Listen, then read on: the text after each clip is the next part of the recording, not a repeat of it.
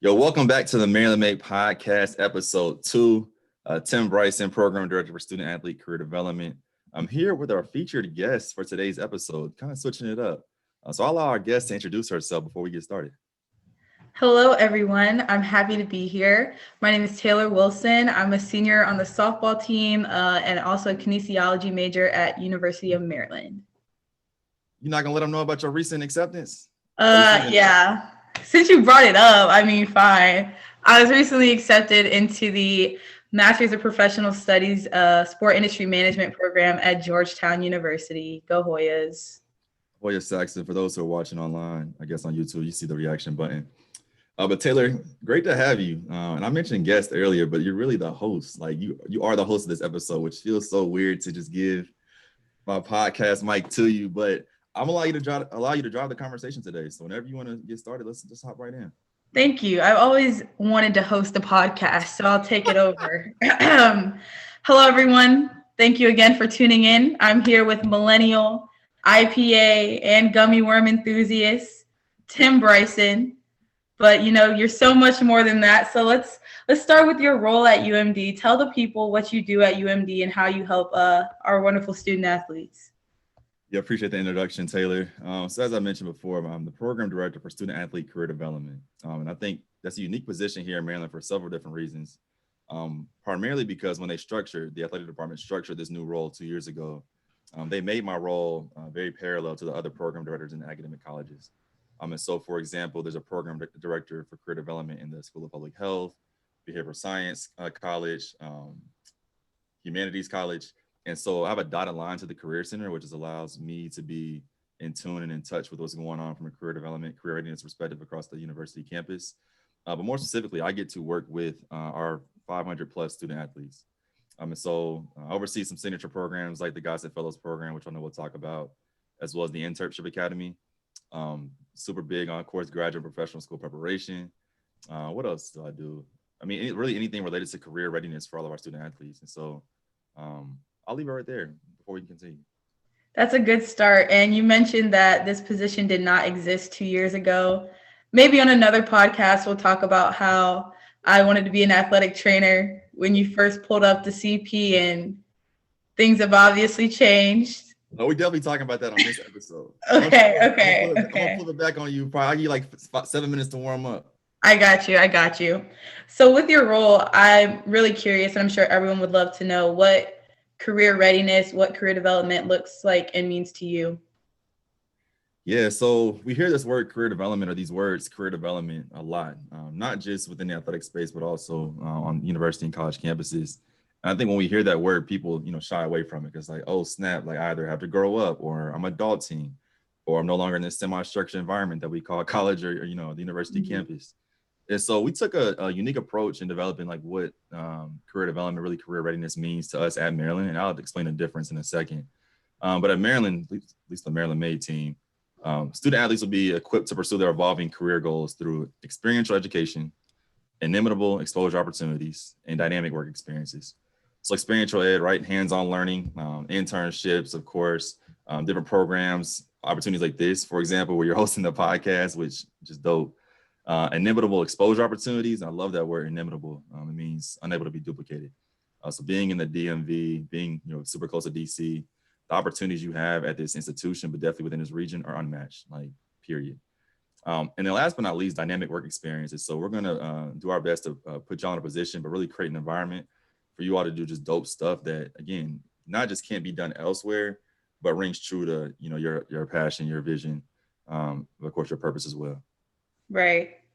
And I know I've been involved with InTERPship and Gossett Fellows primarily as an upperclassman. But like you said, career readiness, career development can seem like a bit of a daunting topic, especially for new students who are just getting into college, just getting into that student athlete experience. And now you're like, all right, let's get you into grad school. Like, let's start looking at career plans. So what are some easy ways, or what would you suggest for underclassmen, new transfer student athletes who are just looking to get into career readiness with you guys? Yes, I think the biggest thing is just introducing yourself and becoming familiar with the resources, not just within the department, but also within the student affairs and academic affairs space as well. For student athletes, and again, we talk about this. Sometimes we joke, you and I, of course, in the office, but also, collectively across the industry, like talk about how student athletes, are given your class schedules, or you're told, what to lift, what time to eat, what time to be on the bus, right? And there's not really too much space for you all to like make your own decisions and take ownership of your own learning, which is one of our Right. like guiding principles. And so the biggest thing for me is like, yo, like athletics and Tim and the Maryland May team, like we're not the only ones. We're not your end all be all on Maryland's campus. There's an entire student affairs division and academic affairs, as far as the colleges, that are here to help you as college students as well. And so, one, becoming familiar with those resources. Two, a lot of conversation regarding, getting to know your faculty, potentially for like a letters of recommendation, or because y'all travel so much, keeping them in a loop and being, having transparent communication. But that's also important because faculty, practitioners, administrators, like people send us opportunities and jobs and stuff all like literally all the time. And we've heard the phrase, it's not what you know, it's who you know. It's not who you know, it's who knows you. And once someone sends that opportunity, the first thing in my mind is like, who do I know that would be good for this, or who do I know that would be open to this or be interested in this? And so becoming familiar with those humans, right, those human resources is huge. The second thing I would suggest is keeping your grades up. Again, because you never know whether you want to go grad at professional school. Of course, Yeah, keep the I'm grades up. gonna have you share your story in a second, but you Yikes. honestly never know. You never know. So I'm You like, yo, never know. my thing is this, and I haven't patented it yet. I'm gonna patent it probably. I might probably roll it out fall 21. But if you're an incoming student athlete and you have a 3.0, it's called a 3-3-3 plan. Favorite number is 3. Like three things, whatever. 3.0, 3 leadership opportunities, 3 leadership experiences, and 3 service events, programs that you've been involved with. We can take you anywhere. We can walk anywhere. Tim, where was this? Hey, I'm sitting on it. No. Hey, No, bruh. hey, but check this out. Because like I said, obviously you and I talk a lot, but I can mention other people's names like Julia, Hunter, Nadia. I've been doing this without y'all even thinking about it. You know what I mean? So you look back at even your resume, your own experience, it's like, okay, what did I tell you when you came 2 years ago? Yo, just get to a 3. Just get to a 3. We good. Everybody else, just get involved with this. Leadership Academy, you know what I'm saying? Gossett Fellow, just get there. But it's like doing things that make sense, because again, like it's not just about the first destination. It's like, how do we create an environment where we equip you with the education, exposure, experiences, as Barry Gossett says, like quickens your reaction time.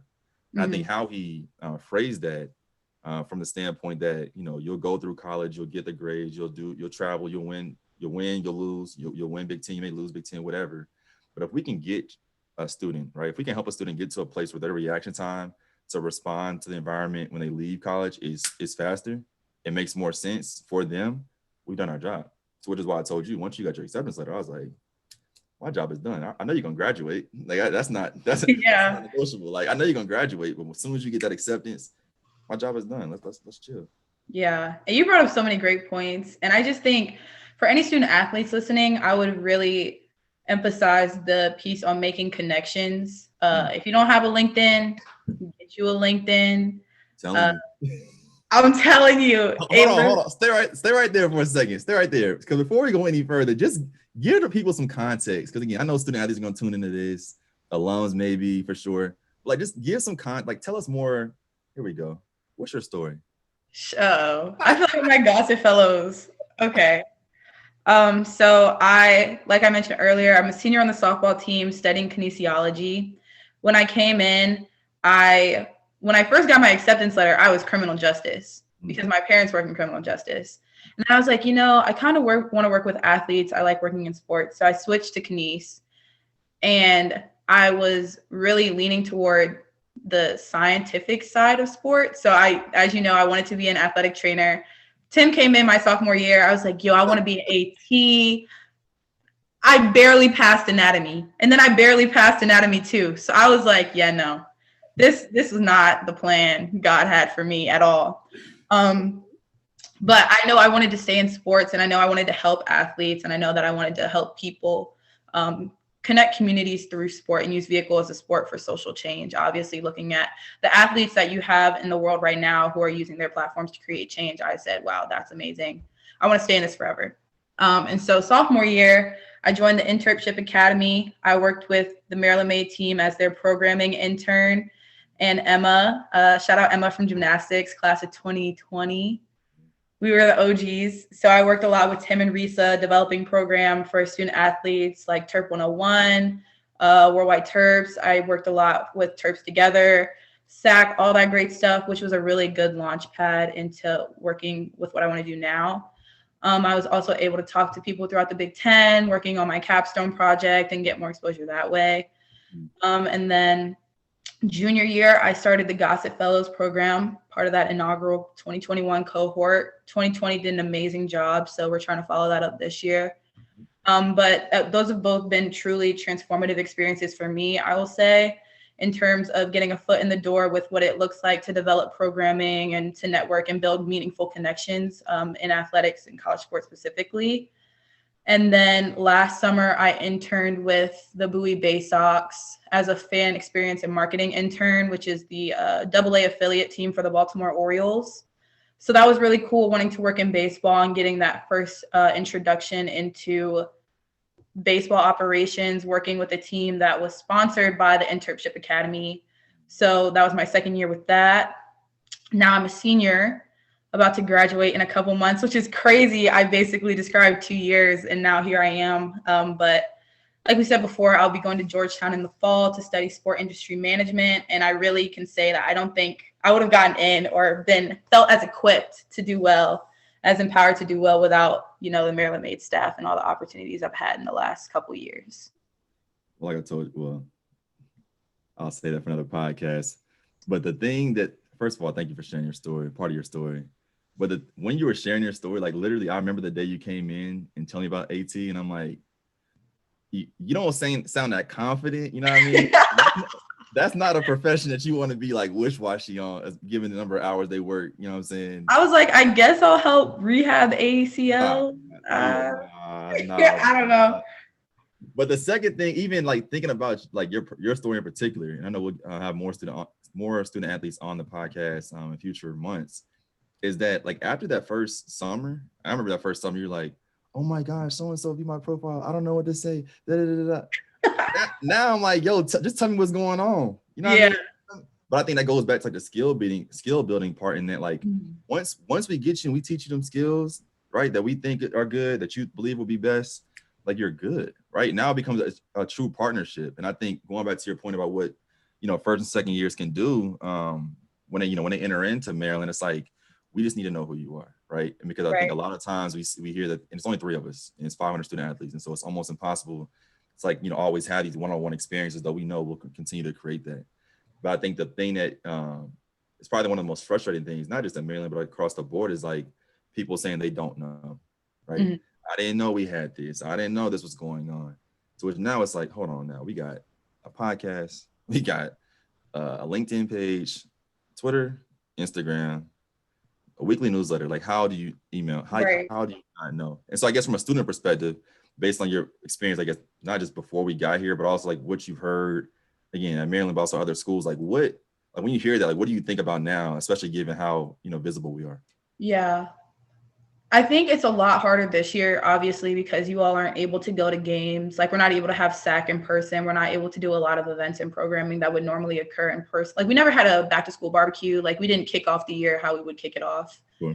And so I think with that, I think you guys have done a great job adapting. But I think as a whole, since you all have been here, a lot more of the visibility of student athlete development has come from having those key student athlete leaders, whether it be in SAC or just, for lack of a better term, influencers on the team who are like, yo, like, get into it. It's dope. Like, I'm going to be honest, on my team, having worked with you all so closely and telling my teammates, I'm trying to get to 500 links by the end of May or whatever. I'm like linking with my teammates. You know what I'm saying? Like, stuff like that, that gets people excited and sort of removes that fear factor from the inevitable, which is graduating and ultimately needing to be successful in the world.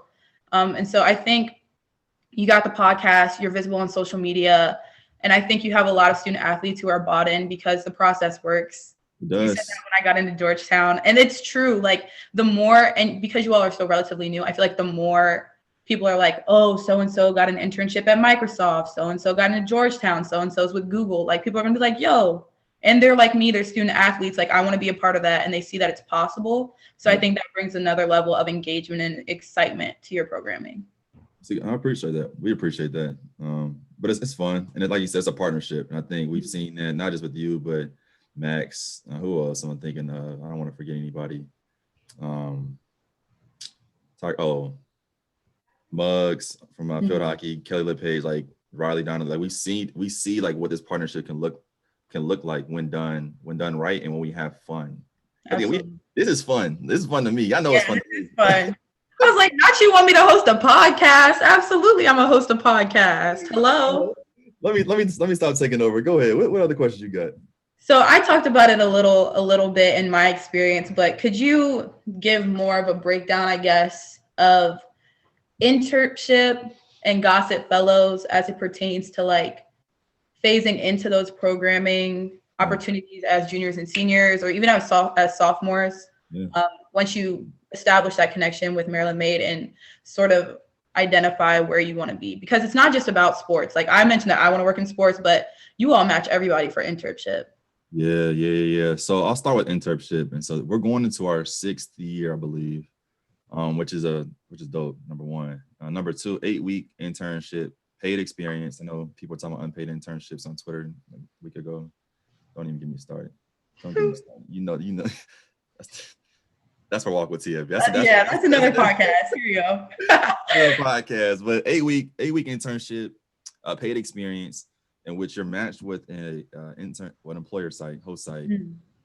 in a career industry that you have some sort of desire in, right? It's not always perfect, but there are at least some skills. And again, we match on skills and not necessarily site that you can take and then apply to your evolving career journey.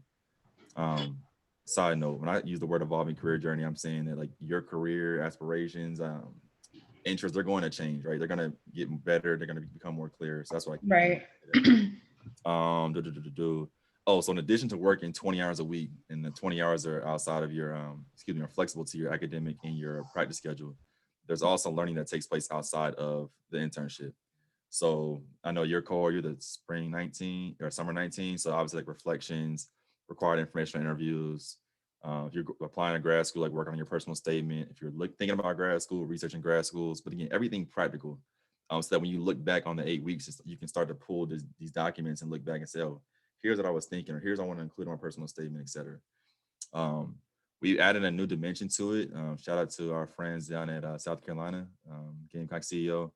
They had weekly professional development sessions. And I'm like, yo, that's a good idea. And so summer 2020, we'll continue with this summer. On Tuesdays for about an hour, we had an external speaker come to talk about one of the career readiness competencies to help, again, just prepare them to be dope in their career. So internship has been cool. First 2 years we've had, I think 13 and then 12 interns, or 18 and 13. This year we had a lot more applicants, which is dope. And so now I'm in the process of placing them, but we should have between 25 and 30 interns, which to your point, I think is a product of not just what we're doing, but also people like yourself who are continuing to serve as influencers for our work and advocates of the work that we're doing. I think it's fun. Capstone presentation. Yeah, it's fun. And I'll say, before you talk about Gossett Fellows, the first time I did internship my sophomore year, I literally was like, you can ask Tim every 5 minutes. Every time I had to send an email, I was like, hey, Tim, can you check this email before I send it? Like, can you proofread this? Like, I don't even know what to say. I don't know how to ask for an informational interview. And then my first informational interview ever, oh my gosh. That was in GSAC, wasn't it? Yeah, no, it was my first informational interview ever was with Tyrone Brooks. Yes. And he's a UMD alum, amazing guy. Tyrone, if you ever listen to this, thank you so much. You're an amazing advocate for women and minoritized populations wanting to work in baseball. You don't understand. I was so nervous for that interview. I was like, Tim, I can't do it. Like, sit outside your office while I call him and just, be there. But it was truly an amazing experience and a connection that I was able to make that's, allowed me to learn more about careers in baseball, which is something I'm really interested in. But that's something that I wouldn't have obviously done if I wasn't required to do it through the internship program. But I think we had to do like 5 informational interviews. I ended up doing like 10 or something, just because the first one is scary, but once you get out the way, it's just a nice skill to have. Like now I'll send a blind email, like shoot or shoot. If you don't respond, you don't respond. But if you do, if it's up, then it's stuck. You know what I mean? Like Hey, it is what it is. hey, but to that point though, because remember you told me it's like I feel like it's like therapeutic and like reminiscing because you better graduate. I'm gonna cry when 2021 graduate. Oh my 2020 that was God. cool. You know what I'm saying? You know, yeah. 2021, it's gonna be a sad day. But to that point, when you say you want to work in baseball, I legit was like, all right, LinkedIn. Yeah, I remember that. And Tyrone popped up. I was like, I walked over there. I'm like, yo, Taylor, look at this. A whole UMD alum, bruh. I'm about to shoot. I'm about to shoot. He responded back. I called you up popular and said, hey, get your stuff ready. Get your stuff ready. The resume ready. And that's a good point though. And so that's the InTERPship Academy. Again, dope experience and one that we're continuing to enhance to include more, to your point, diverse employer sites, like especially those like within healthcare, pre-law, more in particular. The Gossett Fellow program. So that came out of a gift for both Barry and Mary Gossett. And so that program is 2-year program, fellowship program, where student athletes meet once a month for no more than 90 minutes, really trying to keep it to 60 to 75 around different career readiness competencies. So whether it be global intercultural fluency, communication, leadership, career management, financial lit, like whatever career readiness competencies, but also getting feedback from you all in regards to like, what do y'all want to talk about? Like, what do y'all want to learn together? So that program's 2 years.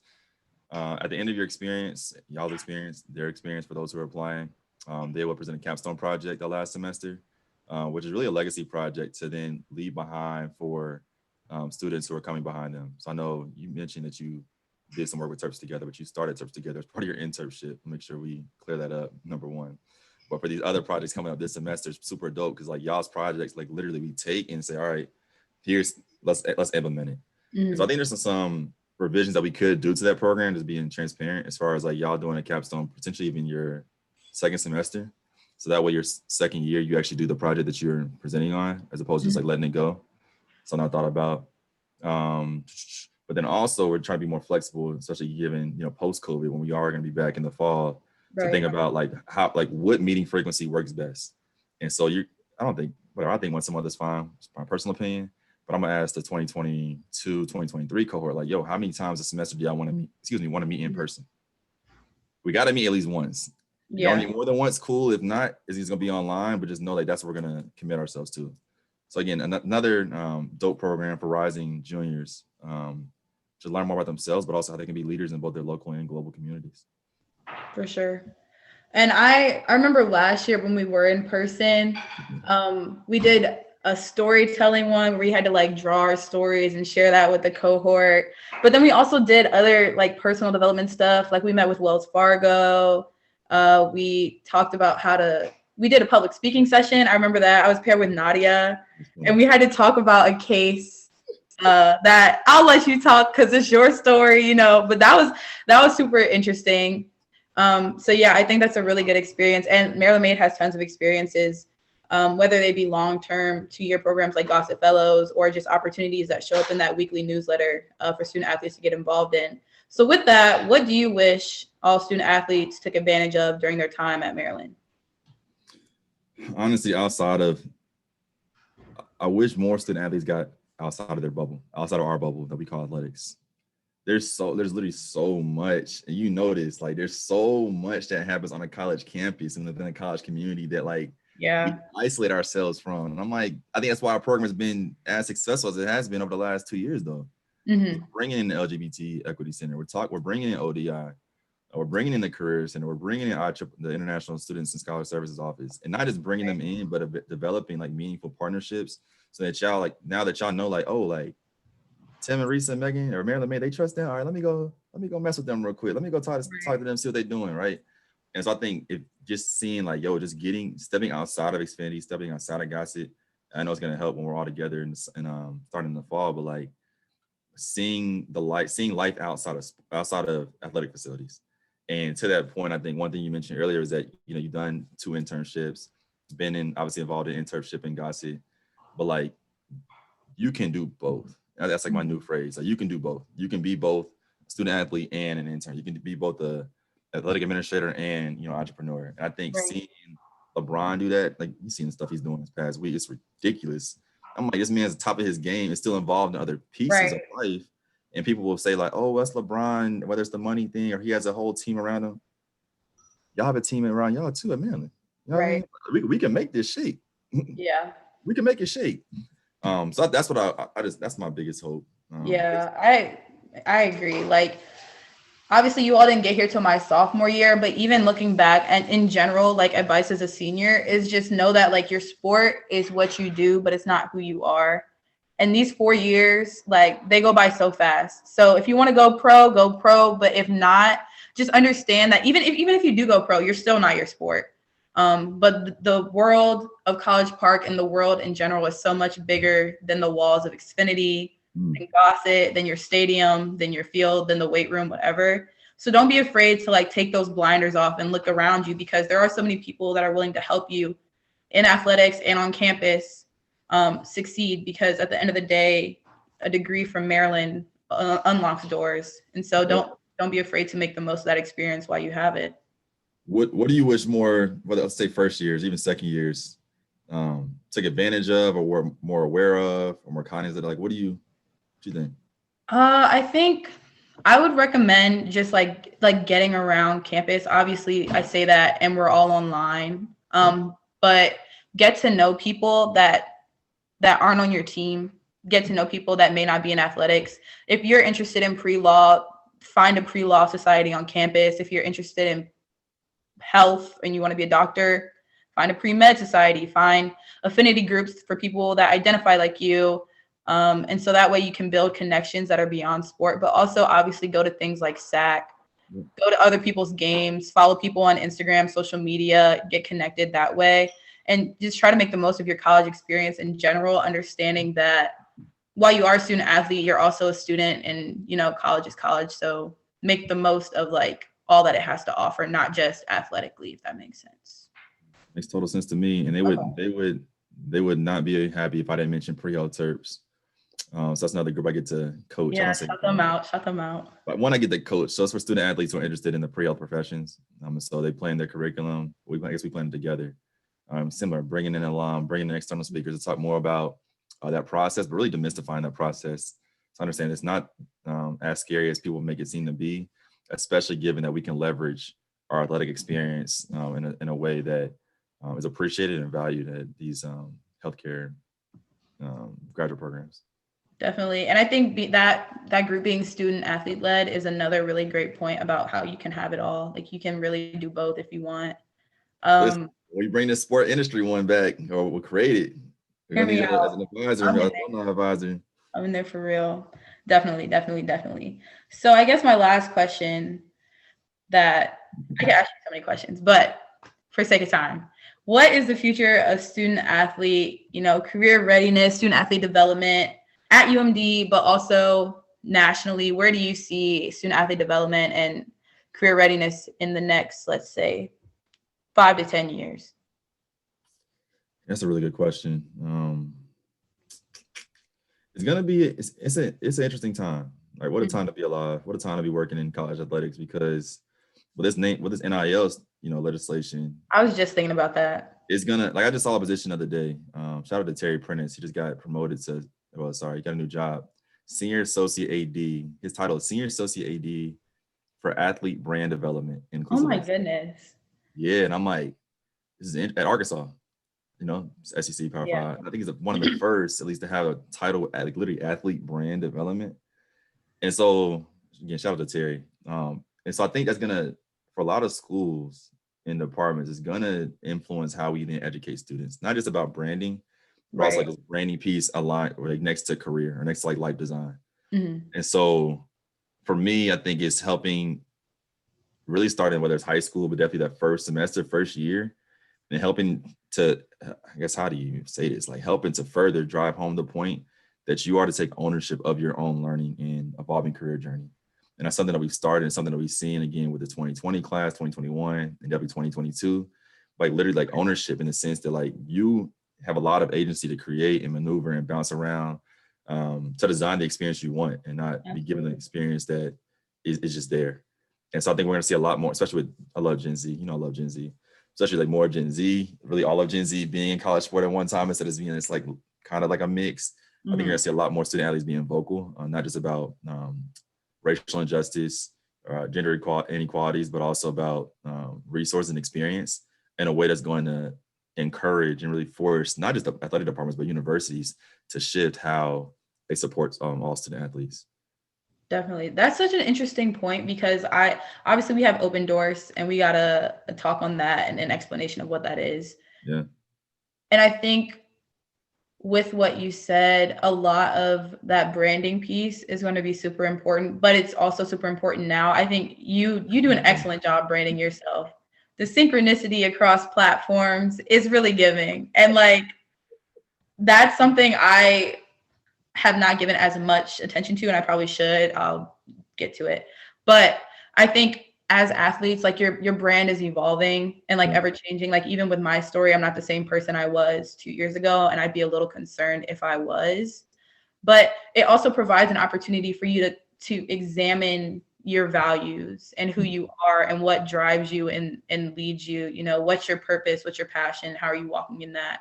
And so I definitely think it's going to be interesting looking at the future of like student athlete development from that perspective and how so many student athletes now are like influencers or like go viral on TikTok, you know, stuff like that. That like that NIL piece, excuse me, is going to be super impactful on the student athlete experience within the NCAA.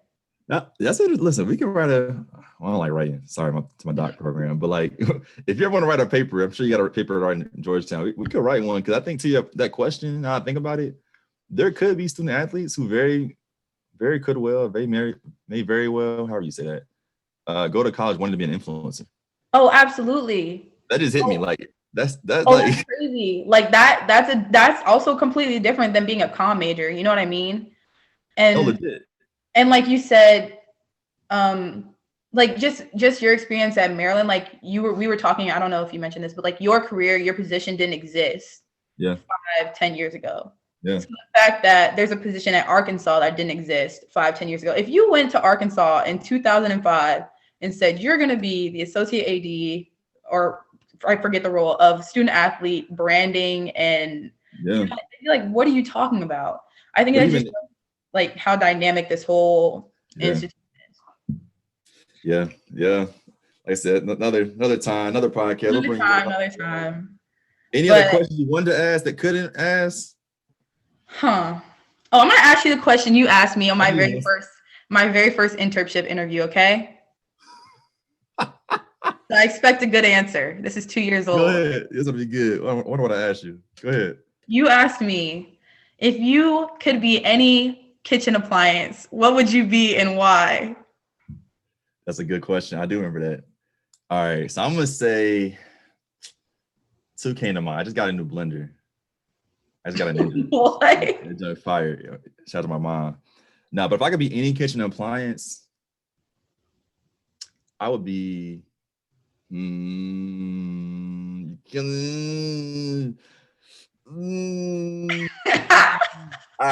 was gonna say Instapot because I love my Instapot, but I would be an R place pan. Hear me out. You know what that is? What? An R place pan. What is that? Oh my gosh! See, I'll send you the link. You wouldn't be an air fryer? Nah, I wouldn't be. Nah, I'll be an R place pan. But it's pan. It's a legit a pan, but it's so versatile. Like you can steam stuff in this pan. You can sear stuff in this pan. You could, I don't know, grill stuff. I'll be cooking like that. You can grill stuff, but you can use it for anything. And I'm like, yo, that's dope. And it's like different colors, like a bright red, a blue, a olive green, a pink, a purple. Like bright colors too. So I'll be something that's super versatile, like boom, in your face. You know what I'm saying? If you want to just steam and cool out, let's steam and cool out. You want to get moving? Let's get moving and walking. But that's what I would be. That is very you. I appreciate that answer. And I appreciate everything you've done for me personally, and for all the student athletes at Maryland. So thank you again for letting me take over the podcast. It's been a great time. Where can the people find Maryland Made on Instagram, Twitter, social media, all that good stuff? You already know I'm a plug. And you need to thank Risa, because I don't know why Risa, I still don't know why she hired me sometimes. I'm like, Risa, did you know what you was getting when you brought me in? Risa, for real. Huncho Reese and Maggie B. But yeah, so if you're not already following Maryland Made Terps on Twitter and Instagram, like I say, what are you doing?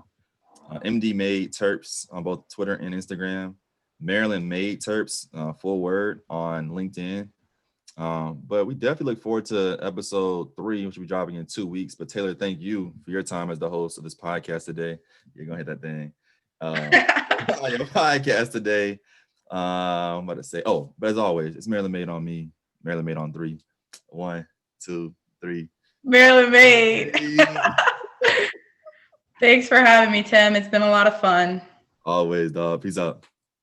Peace.